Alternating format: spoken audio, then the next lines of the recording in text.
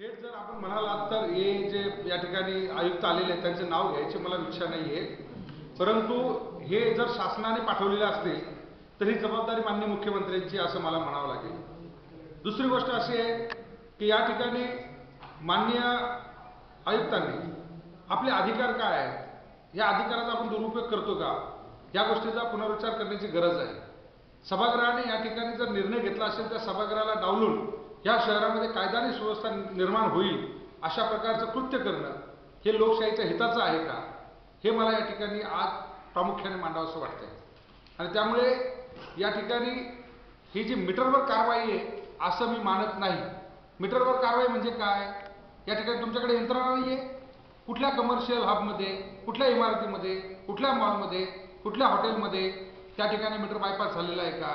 तुम्ही तर अशी भूमिका घेतली होती, त्या सभागृहाच्या निदर्शनात अशी गोष्ट आणली की 15 mm वरच्या कुणाकडेही या ठिकाणी मीटर लावलेलं नाहीये. ज्यावेळेस आम्ही ही गोष्ट सभागृहात तुमच्या निदर्शनास आणून दिली की तुम्ही खोटं बोलताय, तुम्ही सभागृहाची दिशाभूल करताय, तुम्ही या शहराला बदनाम करताय, त्यावेळेस मात्र त्यांनी या ठिकाणी सांगितलं की नाही नाही, मेकॅनिकल मीटर नकोय आम्हाला, या ठिकाणी ऑटोमॅटिक मीटर पाहिजे. आणि त्या मीटरसाठी देखील त्यांनी कंपन्या स्पेसिफाय केल्या की ह्याच कंपन्यांचे घ्यायचे. मला सांगा, या शहरामध्ये 10-15 कोटी रुपयाचे लोकांना मीटर लागणार आहे. मग ही काय सुपारी घेतलेली आहे का तुम्ही त्या कंपन्यांची मीटर विकण्याची? मग या ठिकाणी जे मीटर लावलेले आहेत त्या मीटरमध्ये मोजमाप होत नाही का? त्या मेकॅनिकल मीटरमधनं त्या ठिकाणी पाण्याचं मोजमाप होतंय की नाही होत, याची तपासणी केली का आपण? आणि किती मीटर तुम्हाला फॉल्टी आढळलेले आहेत? जर तुम्हाला एवढा तातडीने निर्णय घ्यावासा वाटतोय, त्या ठिकाणी करावा लागतोय, तर या ठिकाणी किती मीटर तपासले आपण, किती मीटरची या ठिकाणी फॉल्टी आपल्याला आढळले, किती याच्यामध्ये मॅनिप्युलेशन केलेलं आढळलं तुम्हाला? एकही आढळलं नाही. फक्त आपल्याला हे दाखवायचंय, नेहमी बातमीमध्ये असायला पाहिजे, नेहमी या ठिकाणी मीडियामध्ये असायला पाहिजे, आणि त्या माध्यमातून या ठिकाणी आपण चुकीचे आरोप करताय. हे शहर काय बदनाम करायला घेतलं का आपण? या शहरामध्ये काय पाणी चोर लोक राहतात का? आणि चोर राहतात तर मग तुम्हाला दिसत का नाही? प्रशासन म्हणून आपली यंत्रणा काय करते त्या ठिकाणी? कारण किती लोकांना मीटर पाठवण्यात आलेले आहेत, किती लोकांवरती कारवाई केली, सोसायटीवरती कारवाई? आपल्या शहरामध्ये सिडकोच्या खंडोनी वगळता 100% सोसायट्यांना या ठिकाणी त्यांनी नोटीस दिलेल्या आहेत. कमर्शियल असतील, रेसिडेन्स असतील, ह्या सगळ्यांमध्ये. आणि आज मी या ठिकाणी ज्यावेळेस माननीय शहर अभियंत्याला बोलवलं, त्यांनी सांगितलं की आम्ही सध्या रेसिडेन्सवर करत नाहीये, गणपती असल्यामुळे आम्ही त्या ठिकाणी कमर्शियलवर करतोय. परंतु करताय का? ज्यावेळेस मी आपल्याला सांगतो की सभागृहाने निर्णय घेतला की आपण काढलेली नोटीस रद्द करा, आणि मग ती रद्द न करता आपण अशा पद्धतीने जर त्या ठिकाणी करत असाल तर काय करायचं आपल्याला? ह्या शहरामध्ये दंगली घडवायच्या, काय करायचं नक्की? आपला उद्देश काय आहे? सर, याच्यामध्ये आता त्या मीटरचे नेमके कॉस्ट किती आहे, आणि साधारण शहरामध्ये यांनी नोटिसा पाठवल्याप्रमाणे किती मीटर लागणार आहे, आणि ते मीटर किती दिवसामध्ये टेक्निकली अवेलेबल होऊ शकतात? त्यामुळे प्रशासनाचा निर्णय कसा चुकीचा आहे काही दिवसांसाठी? नाही, कायदेशीर तर पहिली गोष्ट तर हा निर्णय जो आहे, हा निर्णय घेण्याचा अधिकार प्रशासनाचा नाहीच आहे. दुसरी गोष्ट अशी आहे की ज्या कंपन्यांची नावं यांनी सांगितलेले आहेत ते मीटर बाजारामध्ये अवेलेबल नाहीये. त्यांना ऑर्डर टू मेक, म्हणजे ज्यांना ऑर्डर दिल्यानंतर ते बनवतात, अशा पद्धतीची कंडिशन आहे. मग 7 दिवसामध्ये ही विदेशी कंपनी कुठेही तुम्हाला बनवून देणार नाहीये. आणि त्यामुळे हा निर्णय चुकीचाच आहे. अगदी एखादा अडाणी माणूस, एखादा आंधळा माणूस देखील सांगेल की हा निर्णय चुकीचा आहे. आणि त्यामुळे या ठिकाणी आपल्याला मी वाचून दाखवले रेट, की 50 mm रेट काय आहे, 20 mm रेट काय आहे, 150 mm रेट काय आहे.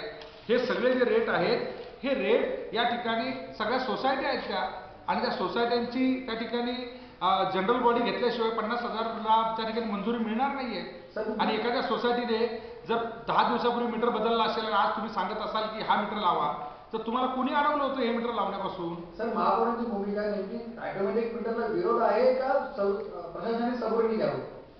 ऑटोमॅटिक मीटरला आम्ही तर म्हणतो की सगळं डिजिटलाइज करा, आमचं काही म्हणणं नाही, आमचा सगळ्यांना पाठिंबा आहे. पाठिंब्याचा अर्थ असा नाही ना की या ठिकाणी तुम्ही कोणाचंही मुंडकं दाबाल. तुम्ही संधी द्याल की नाही त्यांना?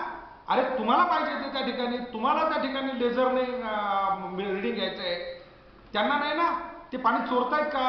ते पाणी चोरत नाही तर त्यांना संधी. आणि तुम्हाला जर मीटर पाहिजे असेल, तुमच्या हौसे खातर आम्ही या ठिकाणी बसवणार नाही, तुमची हौस असेल म्हणून बसवणार नाही. तुम्हाला ऑटोमॅटिक पाहिजे ना, तर मग ऑटोमॅटिक मीटर द्या त्यांना आणि त्यांच्याकडनं भाडं वसूल करा, किंवा मग त्या ठिकाणी बाजारामध्ये उपलब्ध होईपर्यंत त्या ठिकाणी तुम्ही त्यांना संधी द्या. परंतु तुम्ही या ठिकाणी तलवार घेऊन उभे राहाल आणि आत्ताच्या आत्ता झालं पाहिजे, हे चालणार नाही. आणि हे कायदेशीर नाही, हे बेकायदेशीर आहे आणि बेकायदेशीर कृत्य आपल्याला या ठिकाणी या शहरामध्ये करता येणार नाही. सर, या संदर्भात मुख्यमंत्र्यांना आपण पत्र वगैरे लिहिणार आहात का? या संदर्भामध्ये तर निश्चितपणे, कारण या संदर्भात आपण म्हणाल की मागच्या 3 सभेमध्ये आम्ही या ठिकाणी थोडं सबुरीने घेतलं.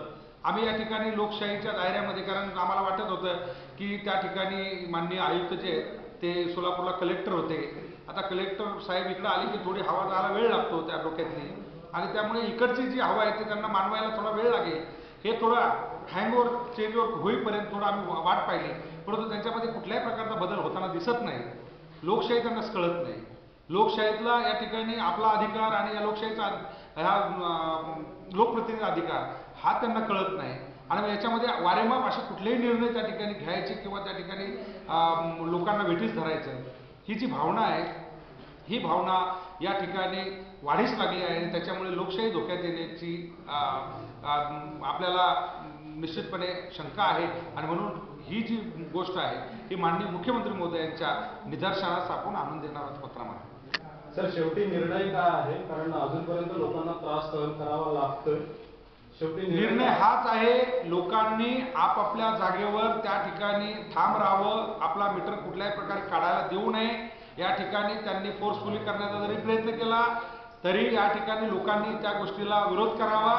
आणि मी महापौर म्हणून मी आपल्याबरोबर राहील. ज्या ठिकाणी जर फोर्सफुली महापालिकेचे अधिकारी जात असतील, ऐकत नसतील, महापौर म्हणून मी स्वतः तुमच्याबरोबर असेल त्या ठिकाणी.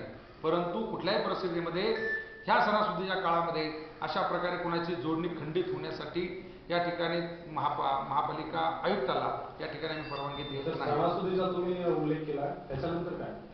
नाही, सणासुदीच्या नंतर 2 तारखेला सभा आहे. 2 तारखेच्या सभेमध्ये पुन्हा एकदा हा मुद्दा या ठिकाणी ऐरणीवर येणार आहे आणि त्यामुळे सभागृहामध्ये एकमुखाने निर्णय घेताना माननीय मुख्यमंत्री महोदयांना या सभागृहाची जी भावना आहे ही भावना निश्चितपणे त्या ठिकाणी कळवण्यात येईल. तर पक्ष म्हणून काय भूमिका राहिली होती?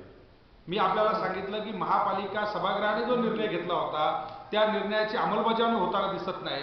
म्हणून महापौर म्हणून मी या ठिकाणी माध्यमांच्या माध्यमातून, कारण लोकशाहीचा आपण देखील एक चौथा आणि मजबूत खांब आहात, ह्या खांबावर आजही लोकांचा विश्वास आहे आणि माझी जी भावना आहे, भूमिका आहे, ही लोकांपर्यंत जावी ह्या एका उद्देशाने मी आपल्याला या ठिकाणी बोलवलंय. मी आपल्या माध्यमातून या संपूर्ण शहरवासियांशी बोलतोय की या शहरामध्ये हा जो निर्णय आहे, सभागृहाने निर्णय घेतलेला आहे की कुठल्याही प्रकारे कुणाची जोडणी खंडित केली जाणार नाही. आणि जो सभागृह निर्णय घेईल त्यावेळेस निश्चितपणे सभागृहामध्ये अशा प्रकारचे मीटर लावण्यासंदर्भाचं जे धोरण आहे हे धोरण सभागृहामध्ये माननीय आयुक्तांनी आणावं, सभागृहामध्ये चर्चा करावी, एकमुखाने सभागृह जो निर्णय घेईल तो निर्णय त्या ठिकाणी इम्प्लिमेंट करावा. तुम्ही इम्प्लिमेंट करणारे आहात, तुम्ही त्या ठिकाणी धोरण घेणारे नाही, धोरण ठरवणारे नाही, याचा आपण विचार करावा. आणि त्यामुळे ही पक्षाची भूमिका असण्याचा प्रश्न नाही, ही संपूर्ण नव्या मुंबईची भूमिका आहे. नवी मुंबई शहराचा प्रथम नागरिक किंवा महापौर म्हणून ही माझी भूमिका म्हणजे या शहराची भूमिका आहे.